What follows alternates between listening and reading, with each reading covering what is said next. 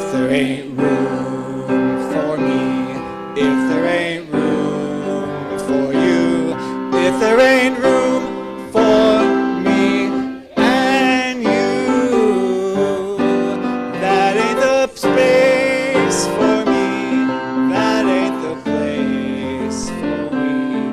If there ain't room for me and you, if there ain't room for me, if there ain't room for you, if there ain't room for me and you, that ain't the space for me, that ain't the place for me. If there ain't room for me and you. People talk exclusivity, inherent worth and dignity, so you gotta make room for this faith to grow on. 'Cause if there ain't room for me, that ain't the space for we.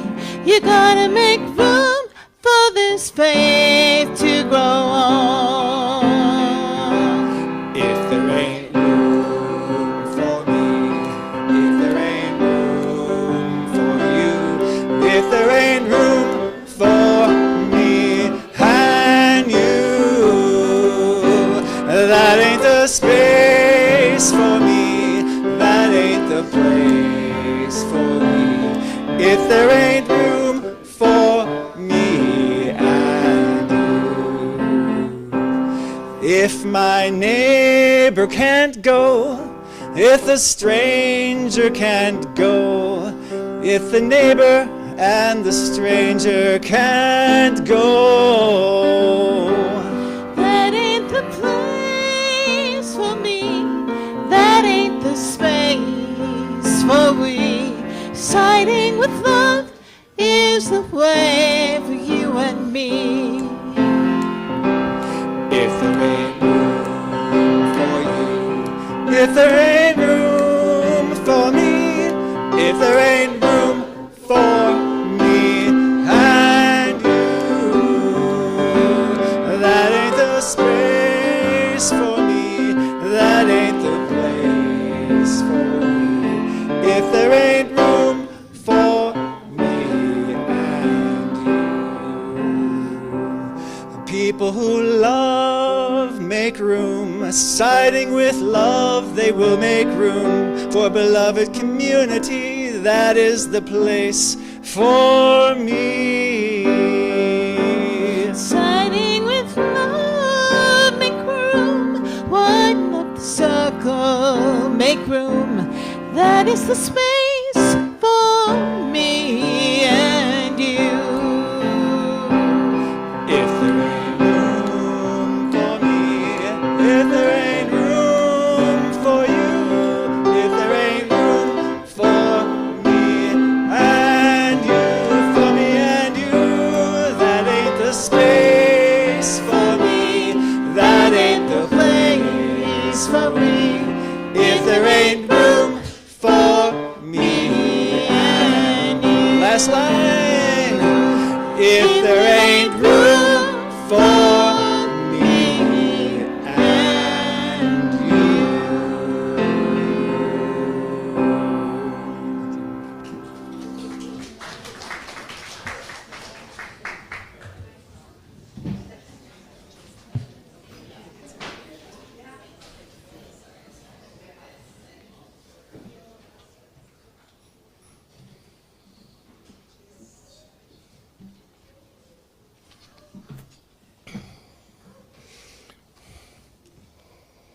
These black oak acorns remind us that we meet on Nisenan land, land never ceded, never given up.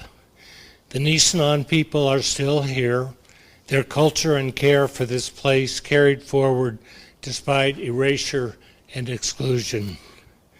In the indigenous wisdom that people belong to the land, we glimpse our own UU value of interdependence. Our lives, our community, and our well-being are bound up with one another and with this place.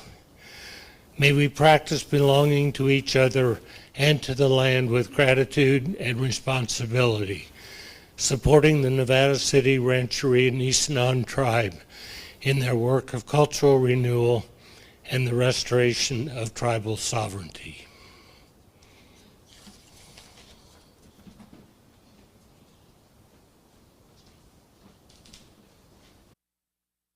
Belonging is a Promise by Reverend Ravi Weaver.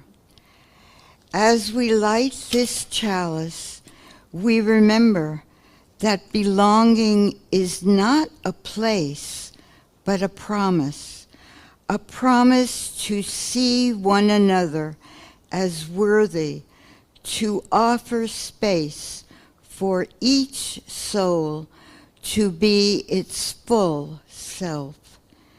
In the words of William Ellery Channing, the great end of life is not happiness, but to feel worthy of happiness.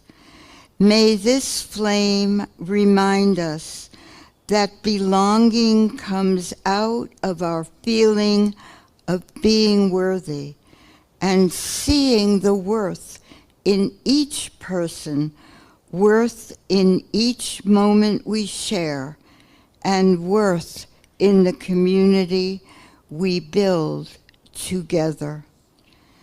As the light grows, may we nurture a space where all are seen, heard, and valued, and may we continue the work of building a beloved and inclusive community.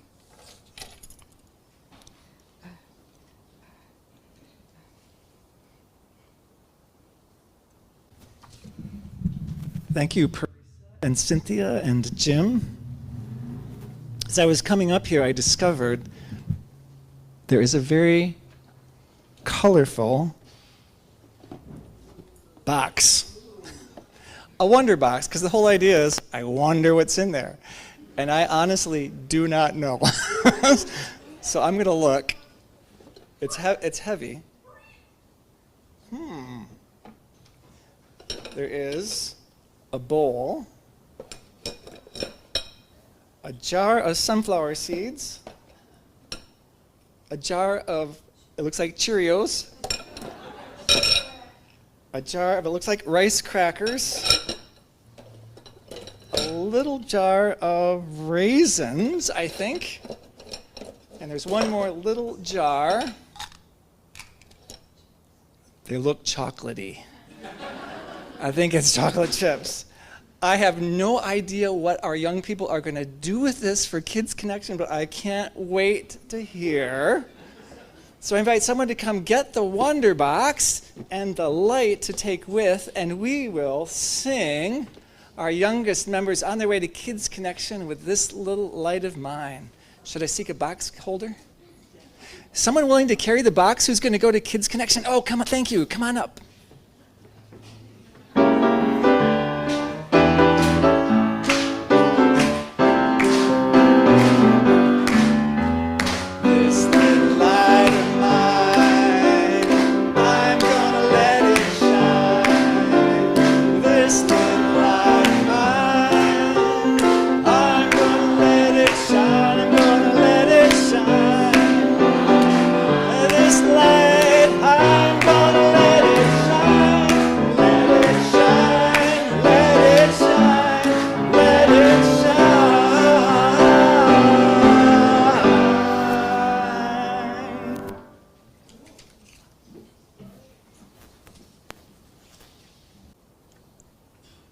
Good morning, beloved community,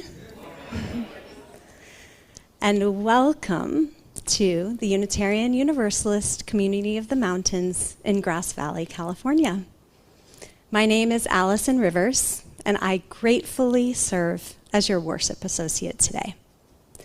Our theme this month is building belonging, which, as it turns out, may also be the theme of my life. For much of my journey, I thought belonging was something I had to wait for someone else to give me. An invitation, a gesture, a welcome. Recently, I've awakened to something different. Belonging is not outside of me. It's within me. It's something I carry with me and something I can bring to others everywhere I go. And so I say to you, however you arrive this morning, with joy or with heaviness, with curiosity or with conviction, or with everything and nothing all at once, you are welcome here. You belong here. There is nothing you need to prove or perform. Your presence itself adds to the life of this community. And we, all of us, belong here together. To belong as a community is to notice when our circle is full. It's pretty full this morning. And still imagine how we might widen it. It is to recognize that belonging asks us not only to receive, but also to create space. Space for the people who are already here, and space for those still searching for a spiritual home. Whether you are here in the sanctuary, back in the overflow chanting room, on Zoom, or in the future on YouTube, we are so grateful you're here. Welcome.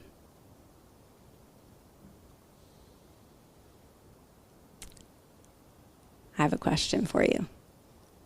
Have you ever noticed how our phones are so eager to remind us that we belong to them?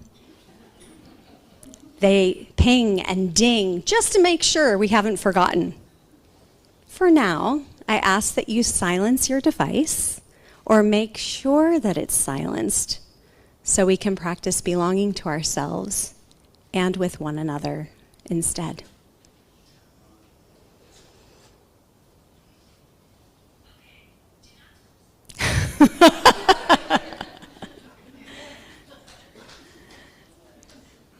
In belonging, we glimpse the larger community we are called to build together. Let us greet one another with open hearts, recognizing that there are various levels of comfort in greeting. As I said when my daughter Olivia was little, you could ask the other person how they would like to be greeted. Maybe with a wave, a handshake, a high five, a fist bump, or a hug. Enjoy.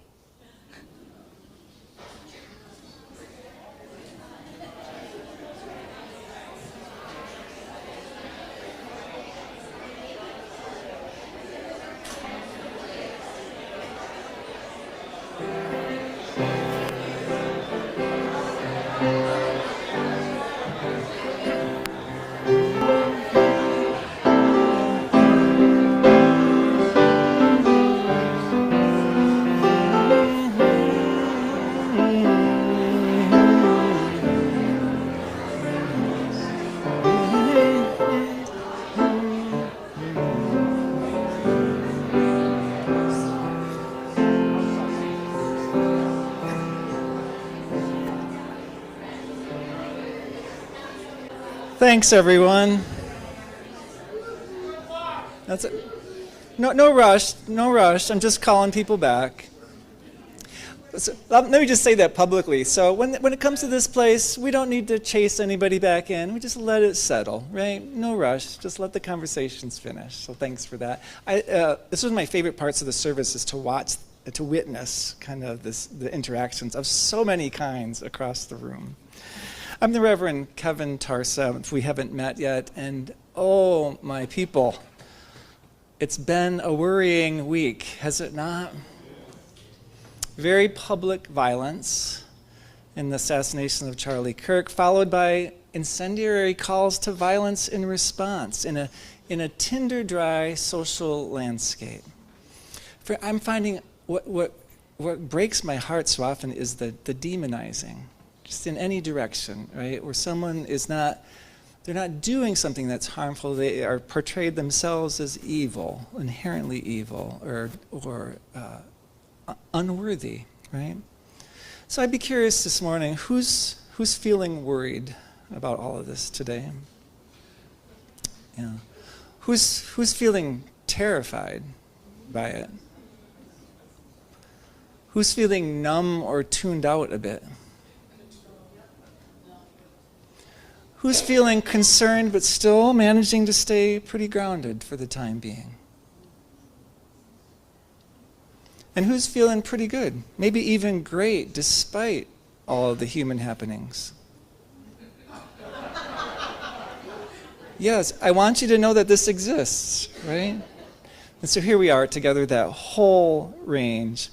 The events and reactions of this week have been particularly sobering for me, demanding me to pause and ask myself more deeply and more personally, really, what then is my place in all of this now? What is life and everything that I value and believe asking of me next? What is it that I can do? Maybe you've been approached by similar questions yourself. We face such questions individually inside our hearts and minds, but here one of the great gifts of community is that we also face those kinds of questions together. What now? What next? What are life and love and everything we value and believe asking of us, calling us to now? We're going to spend an entire month focusing on compassion in October, on resistance in January, on resilience in February, with reminders in between there to make room for gratitude and hope. This morning and each Sunday of late, we ritually acknowledge all of the ways we are being called to this moment by lighting a candle of compassion, resistance, and resilience. However, this morning, we're not going to light it yet. After opening words by my colleague, UU Minister Julian Jamaica Soto, we will pass the candle around the rooms with a chance for each person here to hold it for a moment, to add to it your worries, your hopes, your prayers, your commitment, your compassion, your resistance, your resilience, in whatever measures you feel them this morning. We won't light the candle until it has gradually made its way all the way down this side, and then to the chanting room in the kitchen and other places, and then back in and down this side to the front, however long that takes. There's no rush. So I invite you to spend your time with that candle.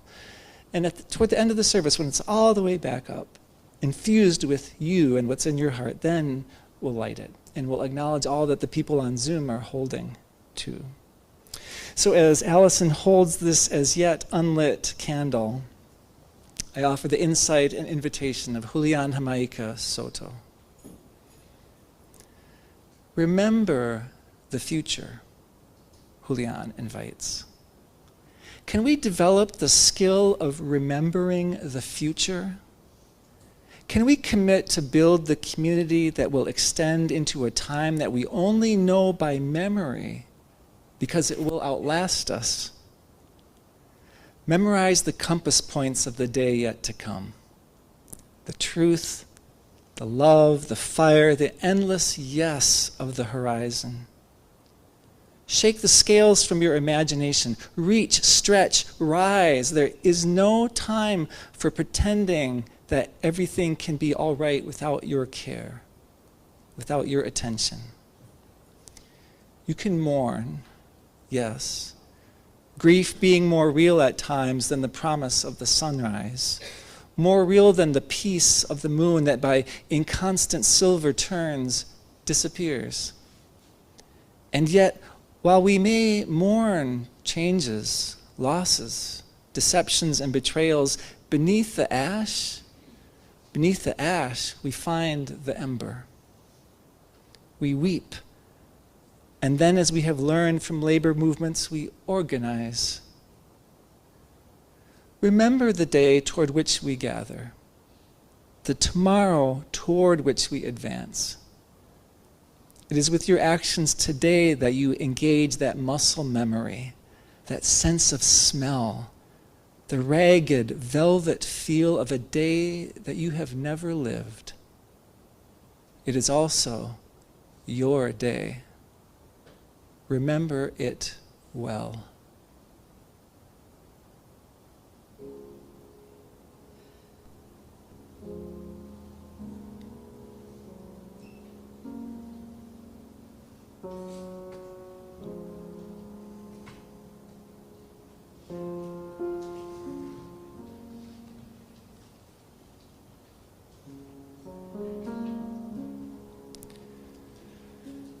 In addition to the stones ready here on the table to represent the joys and sorrows and in-betweens you carry, for this morning's ritual, there is also a small bowl of salt on this table, in case it is your salty tears that you want to acknowledge by adding a pinch or a little scoop to the bowl of water, with or without a stone.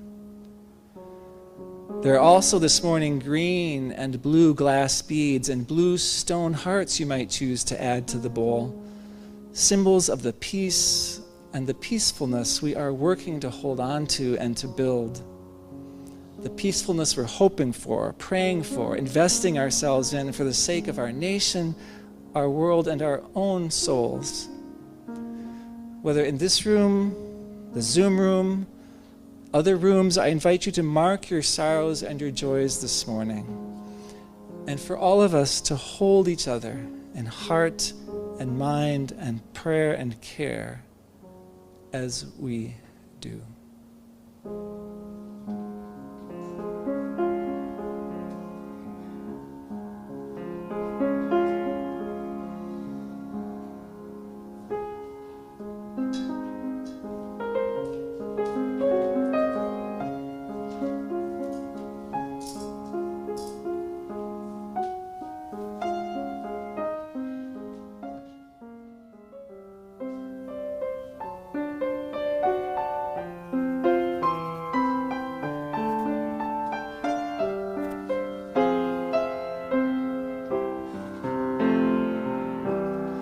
May I be light in you. May you be light in me.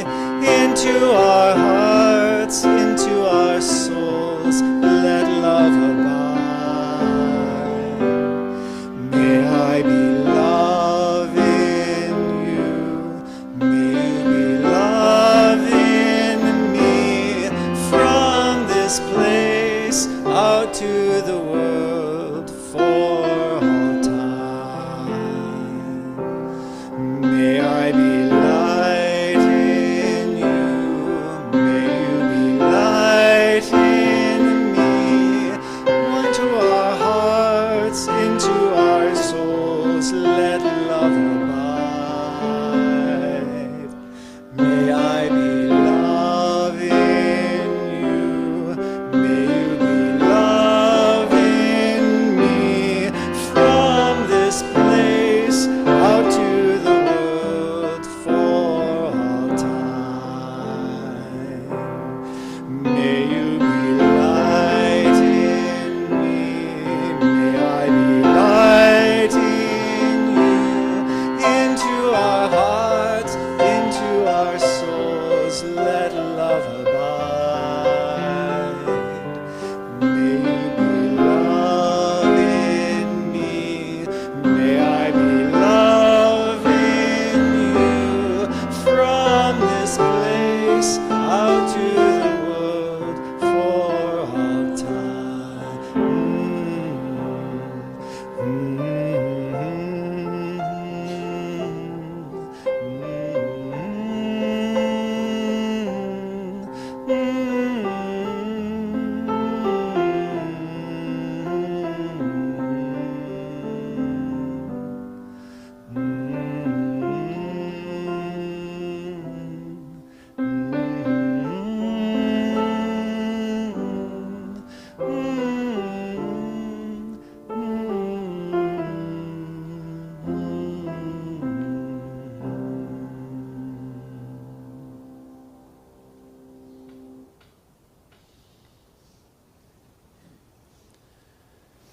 so may we be.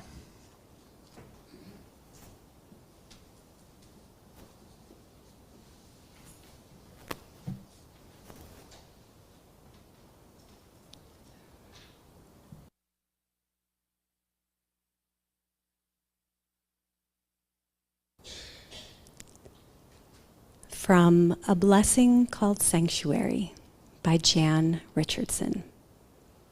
You hardly knew how hungry you were to be gathered in, to receive the welcome that invited you to enter entirely.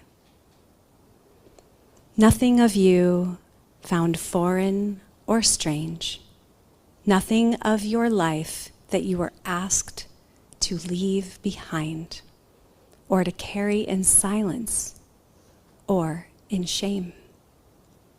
You began to breathe again. You learned to sing. But the deal with this blessing is that it will not leave you alone, will not let you linger.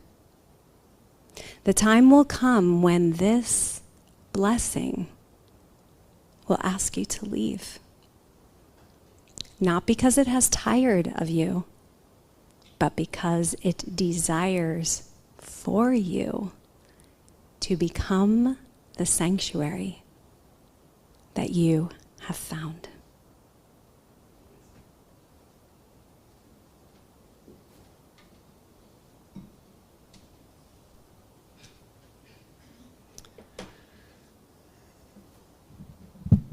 It desires for you to become the sanctuary you've found.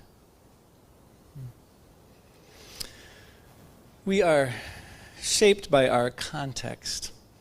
One of my seminary professors, David Bombal, explained that when we're trying to figure out what's going on in the dynamics of a religious community like this one, what's working well and what's not, for example, we tend to look solely inside the community for what the factors are that are driving what's happening, for the reasons and the causes, so we can diagnose and then adjust or fix things.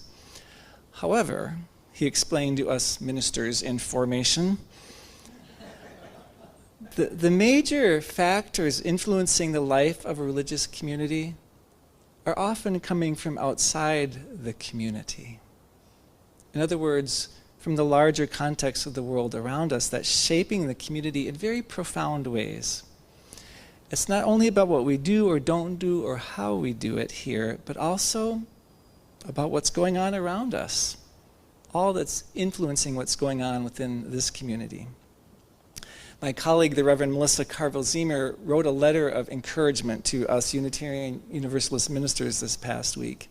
And in it, she noted that there's a trendy acronym from the late 1980s being used to describe the context of this time in history, the context in which you and I are trying to live our lives and to minister, all of us, meaning to tend to the needs of.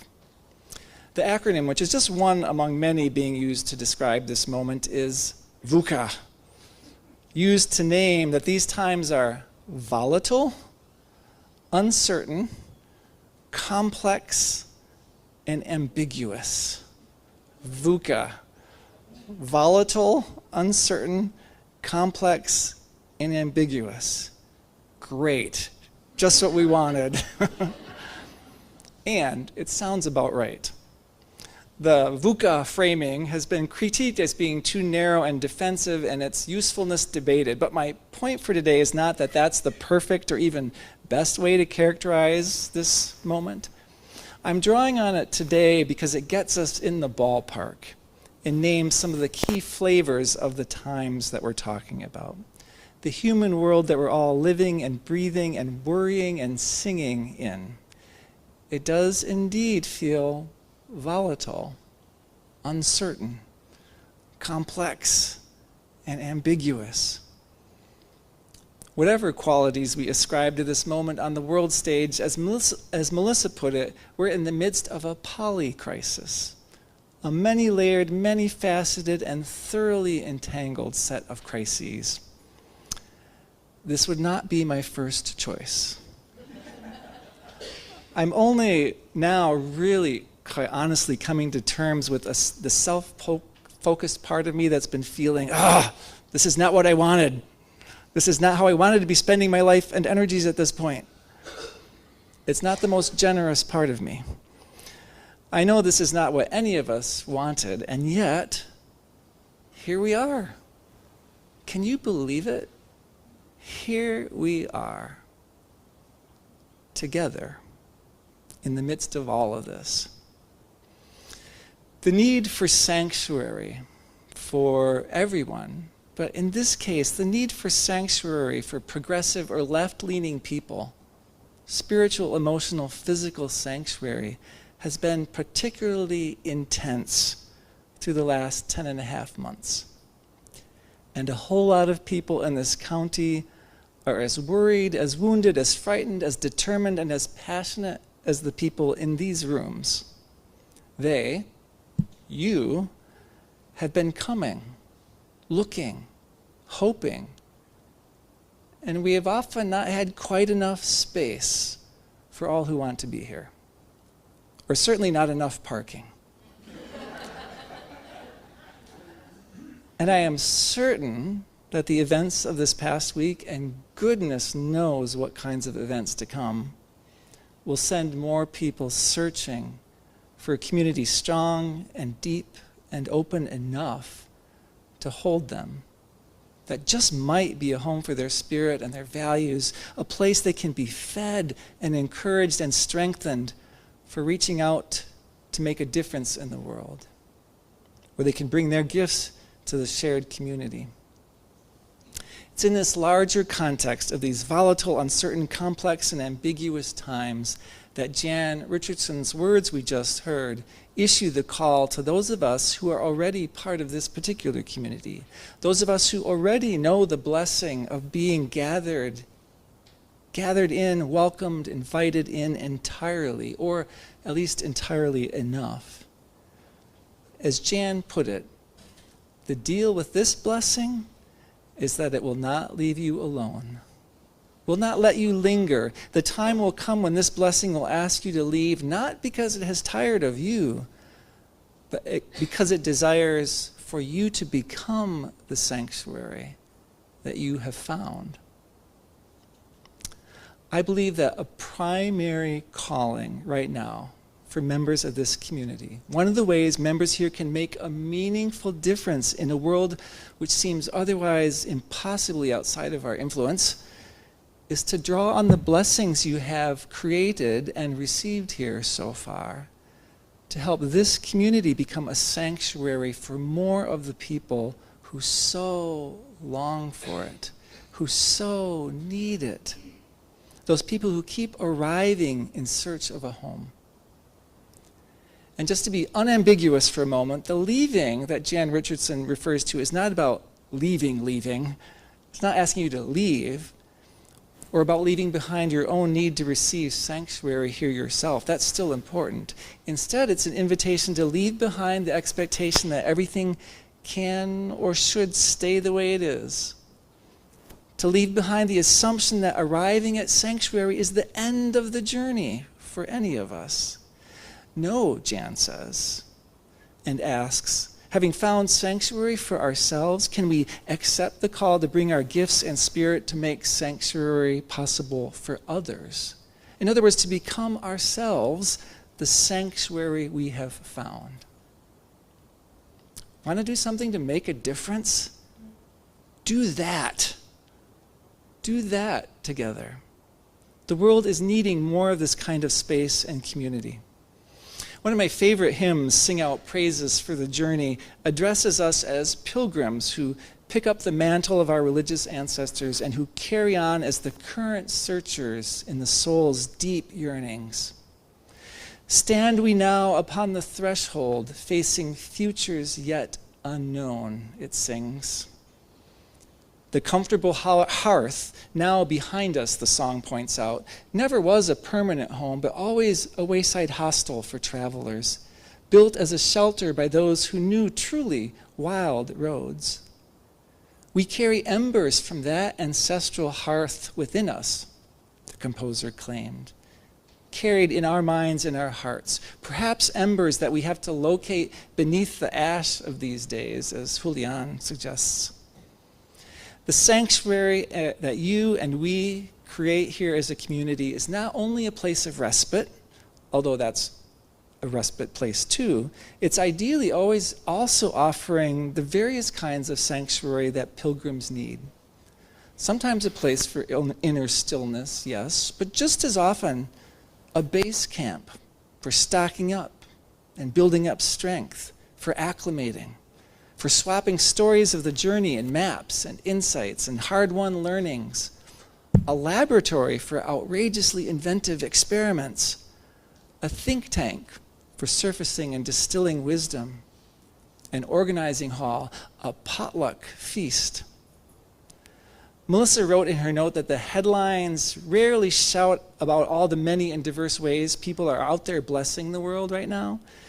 In the context of the current poly crisis and fear, she writes, when trust in leaders and general institutions in particular is regularly being eroded, we cultivate deeply valuable skills. She was naming these as skills that ministers cultivate, and these are skills that we cultivate together, I would offer, or can cultivate at our best. Skills for blessing the world. Building skills for listening, companioning, witnessing. Skills for ritual crafting, storytelling, meaning making. Skills for de-escalation, conflict management, restorative practices, skills for relationship building, coalition building and organizing, skills for teaching, facilitating, and public speaking, skills for writing, remembering, and advocating, for managing, for strategizing, for leading, and I would add, for centering, for grounding, for connecting to what matters. Sanctuary. The title for the message of this morning's service plays with our September theme of building belonging by taking opportunity to focus on the building belonging. I was thinking of it in terms of my recently named intent for UUCM to move to offering 2 services on Sunday starting in November, to utilize this building, this space, for more people having a chance to belong. I'm expecting that we'll start that experiment on the first Sunday of November, riding on the gift of the fall time change, just days before the anniversary of the 2024 presidential election too, since which we have had such a full house. Almost a year now. Since we started conversations about meeting the needs of an overflowing sanctuary, something else cropped up. A potential new home for UUCM reappeared on the real estate market at a lower price, heightening the importance of building belonging and raising an entire other set of questions and concerns. But my original idea for this service still holds, to point out that while a building like this accrues powerful meaning and belonging over time, memory over time, the belonging that matters most is held by and within the people who make up the community, no matter where community meets or how many times on a Sunday. That's where the belonging is, inside, as Allison pointed out, and among us. Which brings to mind another hymn, this time by a Dutch theologian. What is this place where we're meeting? Only a house, the earth its floor, walls and a roof sheltering people, windows for light, an open door. Yet it becomes a body that lives when we're gathered here. Worcester House published this in his book titled, Just a Roof Over Some Heads. This place is more than just a roof over some heads. It becomes a body that lives, that comes alive when we're here gathered together. Worcester House ends his verse with, It becomes a body that lives when we're gathered here and know our God is near. Since our tradition prioritizes religious freedom and freedom of belief, that language will speak beautifully to some among us and will not work for others among us. But I think that most among us can sense at the very least as a meaningful metaphor that something vital comes alive while we are gathered here and when we're open to it. Something that helps us to face and find our way through the unfolding volatility, uncertainty, complexity, and ambiguousness of life in 2025. It's part of what draws people, part of why people return. One of the concerns that people expressed in response to the idea of holding 2 services on Sundays is that the congregation might lose a sense of unity, a sense of cohesion, might feel divided by a gathering in more than one service, and that the experience of gathering might have less energy if we're not all in the same service at the same time. Those are reasonable concerns, and I'll be inviting us to figure out together how best to meet them. And I would point out that there is another level of gathering in which a room becomes a body that lives, and that is what's truly key to the cohesion of a religious community like this one. It's what happens in many, many, many small groups of people, small circles, groups, teams, classes, committees, potlucks, soul matter circles. It's in the connections and conversations there in a small circle that the integral bonds of a community form. Members of megachurches, which means churches of at least 2,000 people attending each week, up to 85,000 people. The largest congregation in the country right now has 85,000 members attending each week. What people will say in those congregations is that one of the things they so love is how friendly it is and how connected they feel. That is in part because they're helped to connect in small, more intimate and meaningful circles. Super large churches succeed because they do small church really well. I have no doubt in my own heart and mind that we can find really sustainable and sustaining ways to open this sanctuary, this community and its values to more people.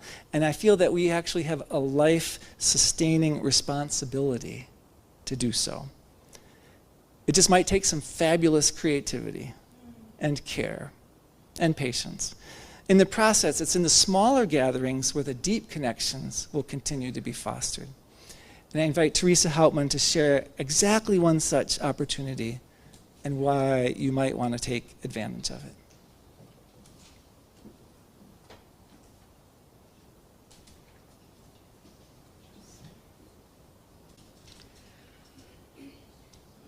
I have known that I belong here for 16 years, but never more than when members of our community came forward and surrounded me with love and help when Joel was hospitalized. You continue to support me in countless ways as the journey continues, and I am forever grateful. Your actions are perfect examples of building community, and I am so privileged to belong to that community. A circle supper was my first introduction to this community beyond our sanctuary. Some of you may know these meals that allow hosts to create opportunities for belonging and guests to experience belonging by sharing food and stories around their tables. To some of you, this concept will be as new as it was to me 16 years ago. With good information provided by greeters, Joel and I signed up and attended our first circle supper within 6 weeks of first walking into the doors of UUCM. We joined 6 others and had a marvelous potluck feast, shared warm revelations about our histories, laughed and enjoyed ourselves completely. And then the next Sunday, we recognized those faces and shared again. And so it began, our belonging. I was so inspired by my experiences with our greeters and circle suppers that I immediately joined membership committee after becoming a member a year later. I wanted to be a part of helping others to feel as welcome as we felt. I hope that all of you, whether you just walked in the door, have been attending a while, or are looking forward to your 10th Circle Supper, will join us in late October and early November at one of these events. Though we call them Circle Suppers, there will also be lunches and perhaps even a tea party. Our host will decide on a theme and a main dish, and you will be asked to bring potluck dishes. Some will offer vegetarian fare. Many will be accessible to those guests who cannot handle stairs or need some place close by. Sign-ups for host are starting now, and guests may sign up after September 25th. I hope you will join us. If you have questions, please do as I did 16 years ago and ask me or a greeter or a member of membership. Thank you.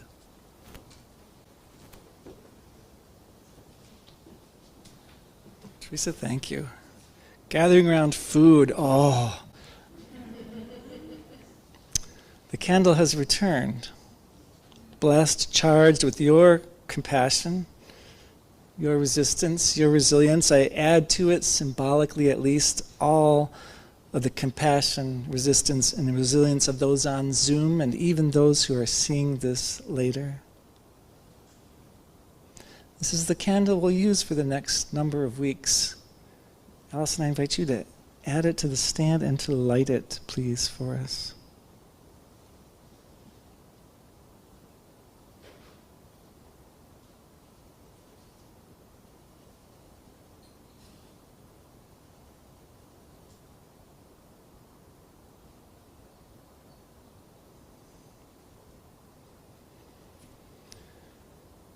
We shall be known by the company we keep, by the ones who circle round to tend these fires.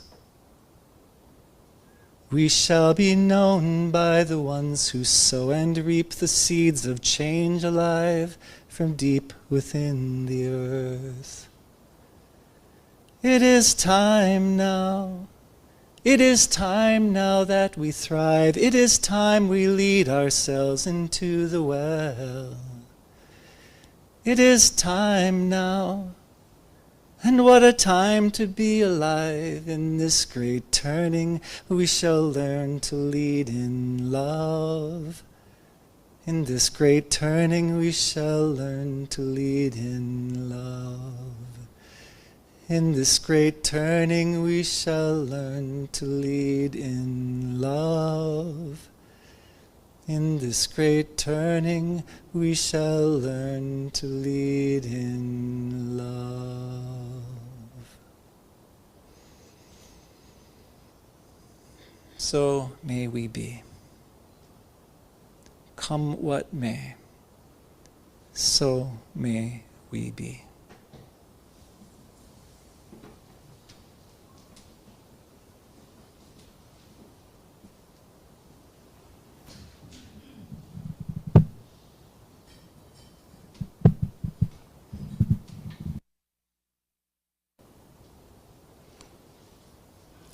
%50 of our offering this month will support Habitat for Humanity.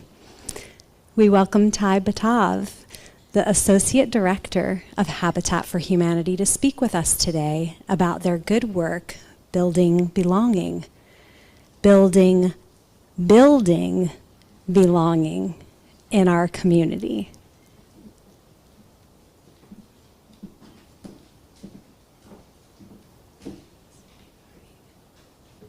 I was warned about this scary loud step. Hello, my name is Ty, and I would ask my higher power to refrain from putting my foot in my mouth. There's nothing more embarrassing than being embarrassed in public. I called my mom. My office is next door in the basement of the Methodist Church. And I called my mom on Friday, and she picks up the phone like I was a telemarketer. I called her from my office phone, and she's kind of suspicious and weary. Who is this? I said, Mom, I'm calling from my office phone so that you'll have my number programmed in your phone. And then she immediately softened. Oh, hi, honey. And we're talking. She says, well, how are you? How's your job? Do you still have a job? I'm like, Mom, what are you talking about? I've told you 1,000,000 times. We are not federally funded. She said, I know, honey, but with your nonprofit dependent upon donations from the community, well, you know. My mom was born in 1944, right? So God bless her 82, 81-year-old self that was born into a consciousness of scarcity and deprivation and fear. And I understand where she's coming from. And I was very proudly and very confidently able to tell her, our executive director has done such a fabulous job with our finances that we have a land bank that we are preparing to close on that will allow us to build for the next 12 years.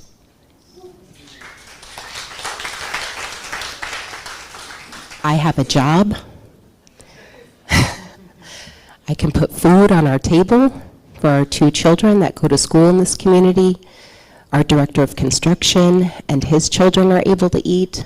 Our administrative associate, our director has done a fabulous job of making sure that our finances are very good. And we are dependent upon community donations. So the good work that we do is up the street. There are 4 homes right now. Our first family, Angel, and his 3 children, he's a single father, will move in before the end of this year. Adrian, who, her son Ethan, she's a single mom in the community, they will move in shortly after the first of the year. Our event coming up on Friday, September 26th, Street of Dreams, which is our 19th annual fundraiser taking place at the Vets Memorial Hall, raises over 6 figures so that we can build homes. So if you have an interest, if you hear it on KCNO or if you see it in the Union, please buy a ticket and come. It is an amazing silent auction of all donated goods from our local community, a live auction. We've got 9 live auction things, from cords of firewood to a trip to Cabo. Our crew is 100% volunteer, other than our director of construction, which means that men and women like yourself show up to a job site 3 times a week to build all day, in triple digits, in heat, in rain, to make sure that our working people in our community have a home. And one of my favorite parts of my job is education. We don't give away homes, okay? We don't give away homes. Every Habitat homeowner goes through a rigorous mortgage qualification process. And when we say we build affordable housing, you might wonder, what the heck does that mean? I mean, the median home price in Nevada County is $659,000. I mean, great for those of us in the room that can do it. I'm not one of them. I work for a nonprofit. But it's really, really tough. And so when we say we build affordable housing, what that means is that the person who moves into their brand new built home with solar panels and energy efficient appliances, that their mortgage is between $900 and $1,300, which is less than the rent in Nevada County for some really questionable places. So I think I've spoken enough. If you have any questions, please feel free to ask me. Please feel free to come to my offices. I'm there Monday through Friday, about 8 to 4. I have an open door policy. I absolutely love when people walk in, when people call, email. We're not fancy enough we don't have text yet, but I'm working on that. And I do have to say,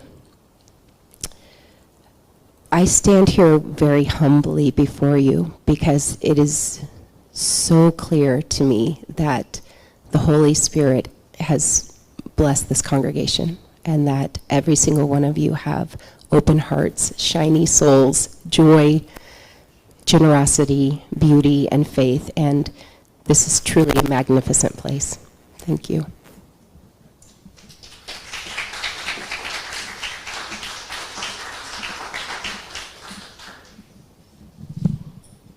Thank you, Ty. I invite your generous support of both Habitat for Humanity and this community that is, or that just might become, your home. With gratitude, we receive your offering.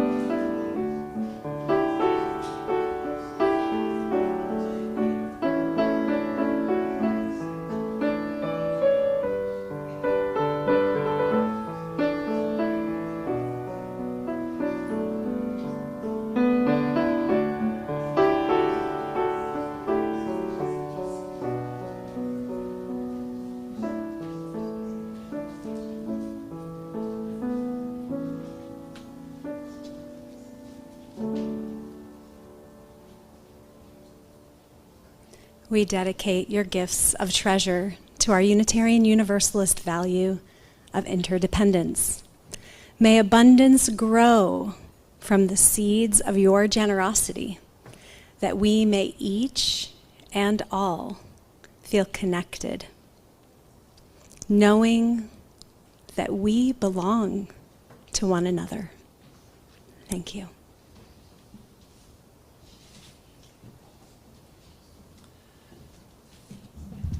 Ty, thank you for being here and sharing a bit of the gift of Habitat for Humanity.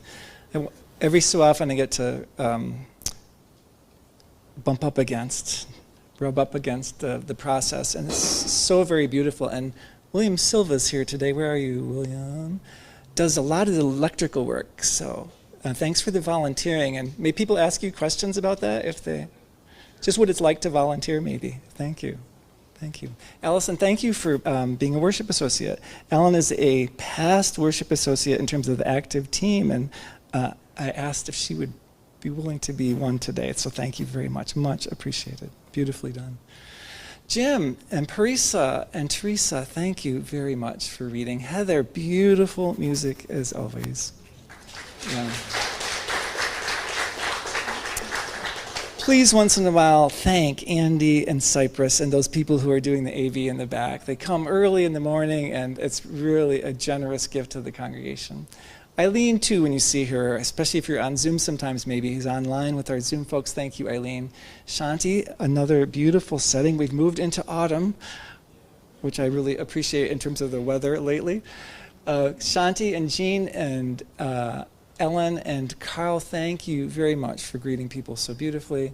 Sue Gregory is our lay pastoral care person today. If you're looking for a listening ear, Sue's available for you.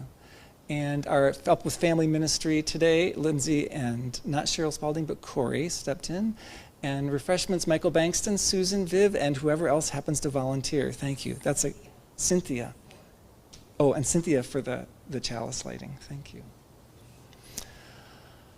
Joys and Sorrows candlelight services on Monday. It's moved to accommodate Sophia's seminary and learning schedule. Citizens Climate Lobby meets on Monday as well on the 15th. Buildings and Grounds Work Party on the 20th. It's a great way to come and connect to people in a simple way. The Yuba River cleanup that morning as well on Wolf Creek Trail. Wine tasting is coming up on the 21st. Keith is ready to take your name and number at the very least and maybe even sell you a ticket in the back. And I invite anyone to stay for a congregational conversation after the service shortly in about 20 minutes. We'll gather here in a circle to talk about this whole experience of 2 services. What? What does that mean? What's that about? How do we approach it? So I invite you to be part of that. As always, please look to the website and the newsletters for the latest of what's happening. I invite us into this closing song, which is self-explanatory when we're singing of it. I invite you to apply it to this moment, this time of your life, and to this community. I invite you to rise in body or in spirit and to sing.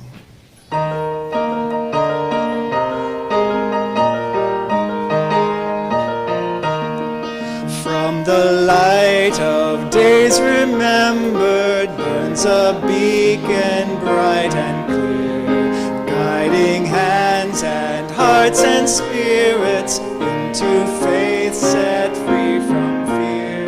When the fire of commitment sets our mind and soul ablaze, when our hunger and our passion meet to call us on our way, when we live with deep assurance of the flame that burns within, then our promise finds fulfillment and our future can begin.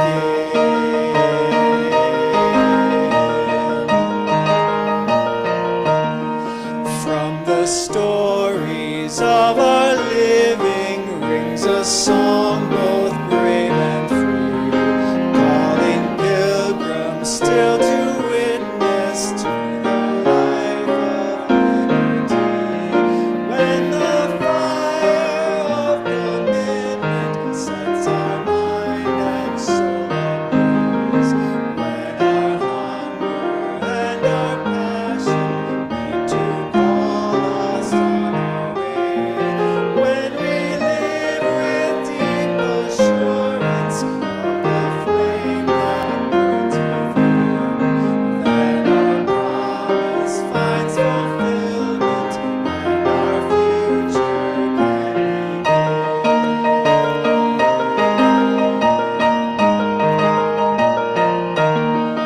From the dreams of youthful vision comes a new prophetic voice, which demands a deeper justice built by our courageous choice. When the fire of commitment sets our mind and soul ablaze, when our hunger and our passion meet to call us on our way, when we live with deep assurance of the flame that burns within, when our promise finds fulfillment and our future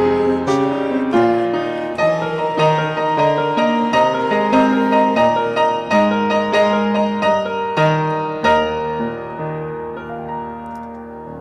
Returning to Rally Weaver's invitation from the beginning of the service.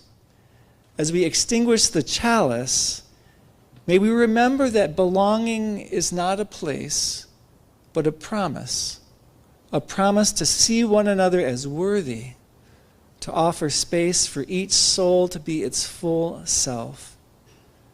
May we nurture here a space where all are seen, heard, and valued. In other words, may we nurture a beloved and inclusive community through everything we do, in every place we do it, and every when we do it.